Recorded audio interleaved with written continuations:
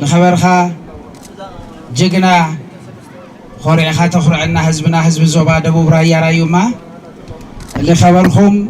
جغانو حيلتات ጸጥታنا لومي كم حزبي عبل علينا لتعوج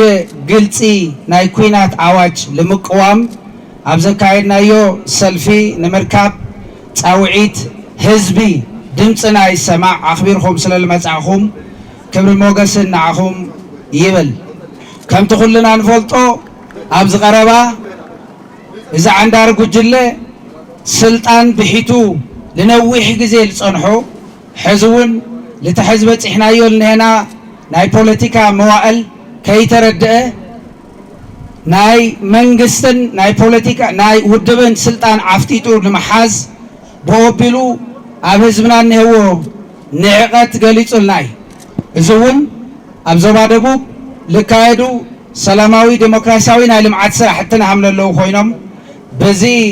زراق قجلقن حزون اتي نلحلفو عماوتي ترقاقعو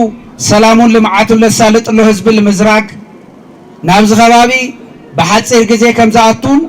عغرغرن هوكتن كفطر كم تدالوه بغلصي بتطرنا في ابيلو غليصلنالو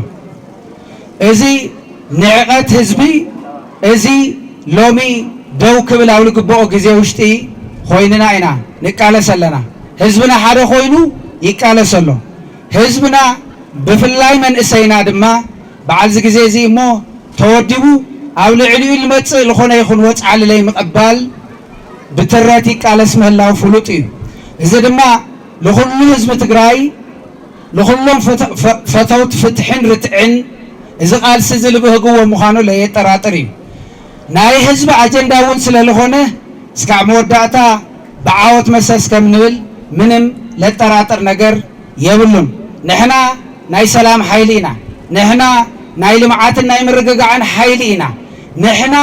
ناي فتحن رتعن تقالستينا سلالهونه حزب زوبا دبوب تግራይ رايا رايوما مسو حبيره بالسرحو ناي قصالي ناي لوط حيلتات من اسي تغارون اوشتي يخونه بدغ زركو ناي لوط حيلتات لخونو تغارو بحده تحغاغيزنا نقصللنا حده باغنا سلام مخانو كلته كبابياوي من محدارنا تطناخيرو ناي زوبا دبوب بببركول ركب مريحنت ابو غويتاو حزبي زوبا دبوبن سرعاتن حقن امبر كابزو وصاب لخونه عنداري حيلي زين بركخ مخانو قلصي لمغباري بتمساسالي غزاو محدار تግራይ اب قصالي تلوخو ሁሉ መፈጻም አውል ጎሮም አውሎጻም መደባቱን ከም ቀደምና ሓደ ሆይና ጎን ሆይና ከም እንሰርሕ እዚ ሓቋ እዚ غزاو محدار እዚ ሓቋፍን ናይ ኩሎም ተጋሩ መተዓኻኻቢ መማዕኸል ክኾን ከም እንቃለስውን ለመግላጽ ኢና ተሰሊፍና ለለናውዚ ስለልሆነ ሁሉም አውሽቲ ሆነ በደገ ትነውሩ ተጋሩ ቃልሰ ህዝብ ዞባ ደቡብ ትግራይ ናይ ፍትሕን ናይ ርትዕን ቃልስ እምበር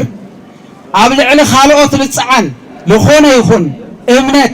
ለኾነ ይኹን ፖለቲካዊ ድሌት ኣምለዩ ክፍለጥ ክኽእል ኣሎ ህዝብ ዞባ ደቡብ ትግራይ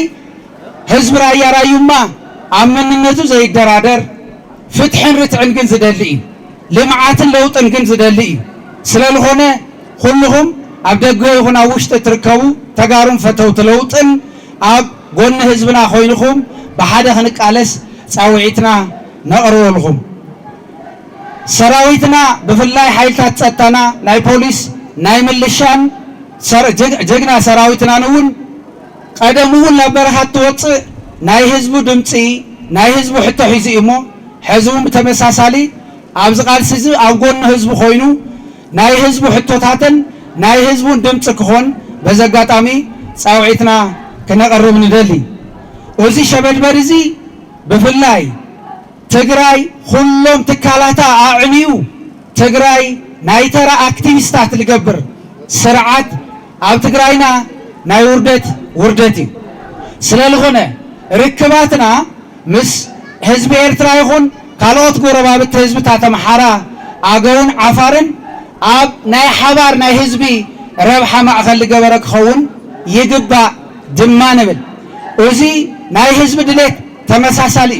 ናይ ህዝቢ ኤርትራን ናይ ህዝቢ ትግራይን ድሌት ኣብ መስከረም ሓደ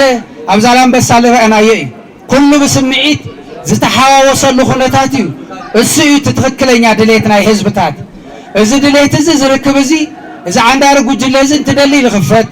እንትጸልእ ድማ ልዕጾ ክኸውን ኣይግባእን ኣብ መትከል ተመስረተ ረኽቢ ንሕና እውን ከም ህዝቢ ንድግፍ ንጊዜያዊ ምሕዳር ዘዳኽምን ንትግራይ ዓምዲ ዘስእንን ኣካይዳ ግን ፈጺምና ንቃወም ልዕሊ ኩሉ ኣብ ደገ ዝርከብ ዲያስፖራና ዲፕሎማትስ ብፍላይ ድማ ፈታዊ ለውጢ ዝኾነ ሓይሊ ኣብ ጎንና ክስለፍ እናሓተትና ናይ ፌደራል መንግስቲ እውን ጊዜያዊ ምምሕዳር ትግራይ ውፅኢት ናይ ፕሪቶሪያ ምዃኑ ርዱእ ብምግባር እዚ ክጥንክርን ብፍላይ ድማ ዝዓንዳሪ ጉጅለ እዚ ከም ድላይ ልንቀሳቐሰላን ልዕንድረላን ትግራይን ህዝብን ከይህሉ ብትኹረት ክከታተልን ኣብ መፍትሒታቱ ድማ ሕግን ስርዓትን መሰረት ገይሩ ክቐርብን ክድግፍን በዚ ኣጋጣሚ እዚ ንፅውዕ ውድብና ሕወሓት በዚ ዓንዳሪ ጉጅለ እዚ ህልውናኣ ክትስእን ኮይናላ እዚ ዓንዳሪ ጉጅለ እዚ ሕግን ስርዓትን በቲኹ ኣብ ፕሪቶሪያ ዝነበረ ስምምዕነት እውን ናብ ጎኒ ገዲፉ እቲ ንነዊሕ ግዜ መስዋዕትነት እናተኸፈለሉ ኣብ ኢትዮጵያ ኣብ ትግራይ ጥራሕ እንተይኮነስ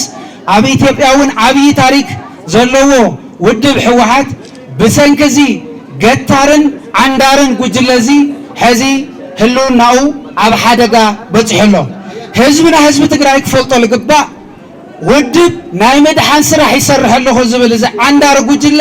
ብሰንኪ ዕንድርናኡ ውድብ ኣብ ሓደጋ ህልውና በፂሓላ ስለዝኾነ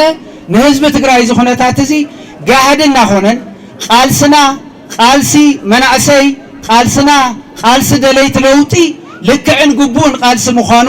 እናረጋገፀ ብተግባር እናረጋገፀ ይመፅእ ምህላው ግሁድ እዩ ስለዝኾነ ህዝብና ኣብ ቀፃሊ ብዝወፁ ናይ ቃልሲ ኣንፈታት እናተኸተለ እዚ ዓንዳሪ ጉጅለ እዚ ፀጉዕ ሒዙ ህዝቢ ትግራይ ናይ ተጋሩ ትግራይ ናይ ኩሎም ደለይቲ ሰላም ትግራይ ናይ ኩሎም ደለይቲ ፍትሕን ርትዕን ትግራይ ኩላ ትብህጋ ኩሉ ዝብህጋ ክትኸውን ምእንቲ ብሓባር ኢድ ለኢድ ተኣሳሲርና ንቃለስ ክብርን ሞገስን ንስዋኣትና ክብሪ ንህዝብና ይቐኒለይ